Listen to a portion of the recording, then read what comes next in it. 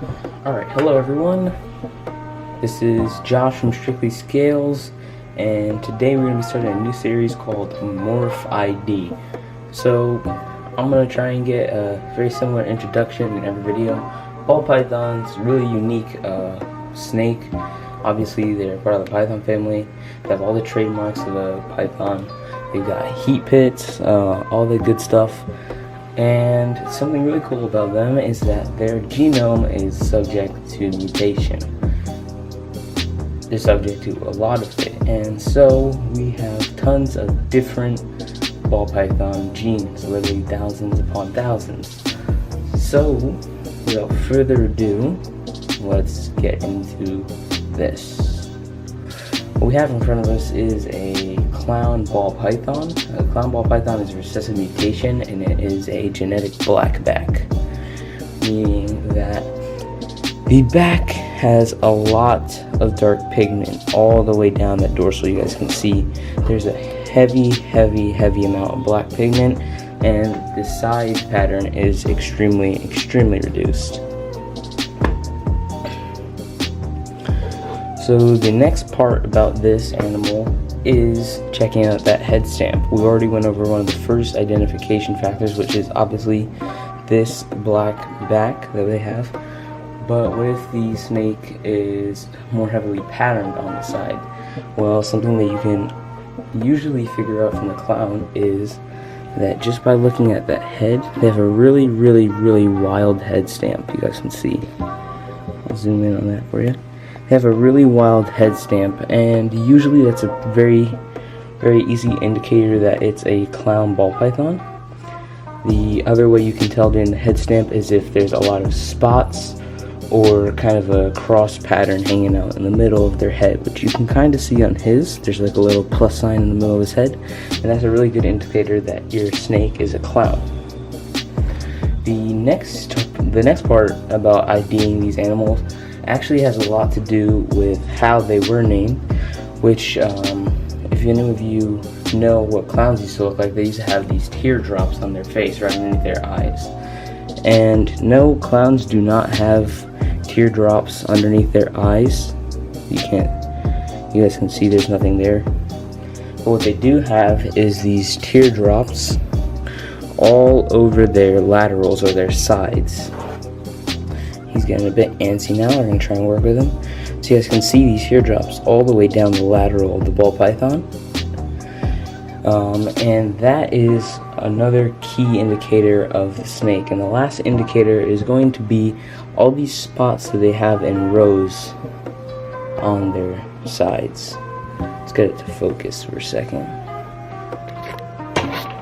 Alright, so all these spots they have in rows, especially near the tail, there's going to be a large, just like a straight line of spots, usually on both sides.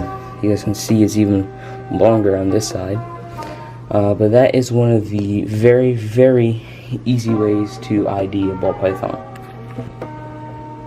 Anyways, yep, so I hope you guys enjoyed this this ball python ID episode.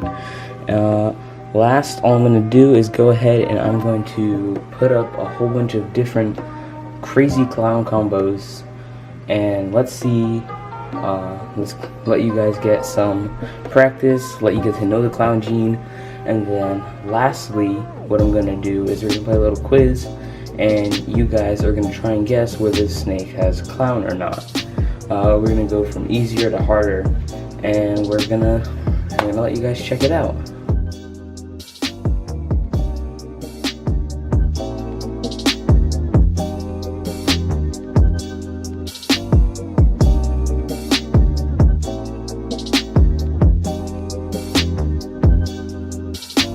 Alright, so once again, here's the segment where we're going to be playing a little quiz.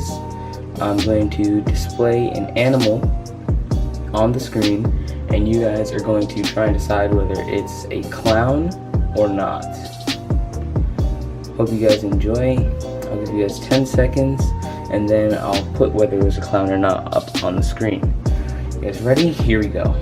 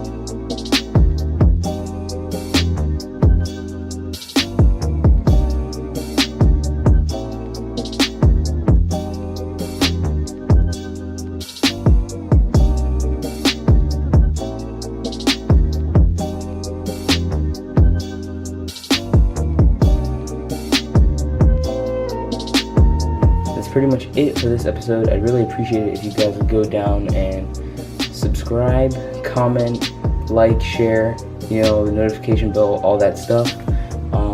Anyways, this has been Strictly Scales, and I'll see you guys later.